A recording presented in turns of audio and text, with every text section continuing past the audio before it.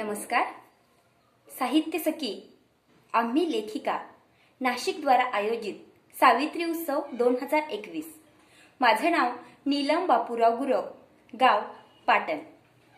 स्त्री स्वातंत्र्य आणि स्त्री शिक्षणाचं सुंदर स्वप्न सर्वप्रथम ज्या पुरुषानं पाहिलं ते म्हणजे क्रांतीसूर्य महात्मा ज्योतिराव फुले यांच्या स्मृतीस विनम्र अभिवादन करते आणि मी माझ्या चिंतनास सुरुवात करते.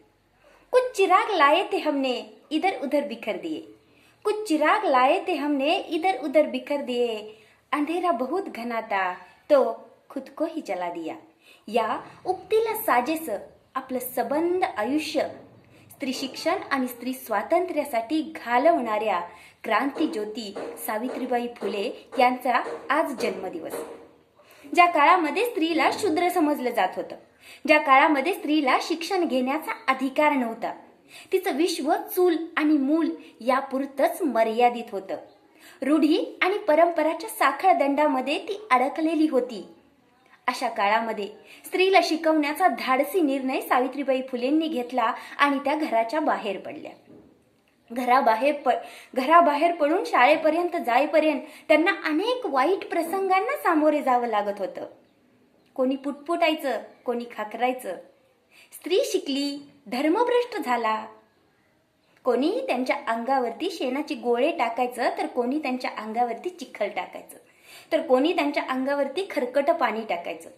एक दिवस तर भिरकन दगड आला आणि त्यांच्या कपाळावरती लागला आणि रक्ताची चिळकांडी उडाली. तरीही सावित्रीमाई थांबल्या नाहीत.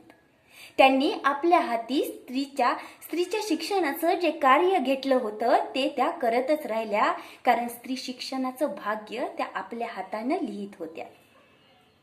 मैत्रिणींनो, इतिहासाची पानं चाळल्याशिवाय वर्तमान काळामध्ये पाय घट्ट रोवून उभं राहता येत नाही आणि वर्तमान काळामध्ये पाय घट्ट उभे असल्याशिवाय भविष्याकडे यशस्वी वाटचाल करता येत नाही. आणि म्हणूनच आपला इतिहास आपल्याला माहीत असणं गरजेचं आहे. आणि सावित्रीबाई फुले ह्या सर्व स्त्री जातीचा इतिहासच आहेत. मैत्रिणींनो, आज आपण शाळेमध्ये जातो, शिकतो, आपले विचार व्यक्त करतो, स्वतंत्रपणे बागडतो. हे स्वातंत्र्य आपल्याला सहजासहजी मिळालेलं नाही, तर त्यासाठी सावित्रीमाईंनी आपल्यासाठी खूप त्याग केलेला आहे. आज सावित्रीच्या लेकी म्हणूनच स्वाभिमानाने उभ्या आहेत. प्रत्येक क्षेत्रामध्ये त्यांनी गगनभरारी घेतलेली आहे.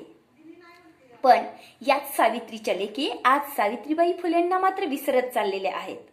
आणि जर लक्षात असत्या तर 3 जानेवारी हा आपण एखादा सण आणि समारंभ साजरा करतो याप्रमाणे त्यांनी साजरा केला असता.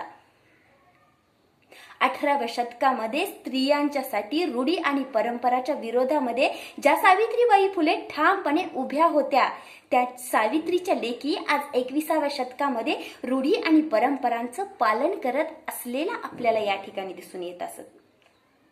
आपल्याला आपल्या संस्कृतीनं आणि आपल्या इतिहासानं अशा 2 सावित्र्या दिलेल्या आहेत. त्यामध्ये एक सत्यवानाची सावित्री आणि दुसरी म्हणजे स्त्री जातीचं भाग्य लिहिणाऱ्या सावित्रीमाई फुले. सत्यवानाच्या सावित्रीचा जागर तर आपण करतोच, उपास तापास करतो, वडाला फेरे मारतो, सण समारंभ साजरा करतो. पण ज्या सावित्रीबाई फुलेंनी आपल्याला ठामपणे उभे राहायला शिकवलं, त्यांच्या कार्याचा, त्यांच्या विचारांचा जागर आज आपण किती करतो, हे खरं तर आत्मपरीक्षण करण्याची गरज आहे. मैत्रिणींनो, किती जणींच्या घरामध्ये सावित्रीबाई फुलेंचा फोटो आहे, किती जणींच्या घरामध्ये सावित्रीबाई फुलेंचं चरित्र आहे. प्रत्येक स्त्री ही सावित्रीबाई फुले नाही होऊ शकत, पण प्रत्येकीनं आपापल्या परीनं जर एका जरी मुलीला शिक्षण घेण्यासाठी मदत केली, त्यांच्या विचारांचा जागर केला, तर खऱ्या अर्थानं सावित्रीबाई फुले कळल्या, उमगल्या आणि रुजल्या असं म्हणता येईल. पुस्तकामधून मस्तक सुधारतात आणि अशी सुधारलेली मस्तकं कोणासमोरही नतमस्तक होत नाहीत.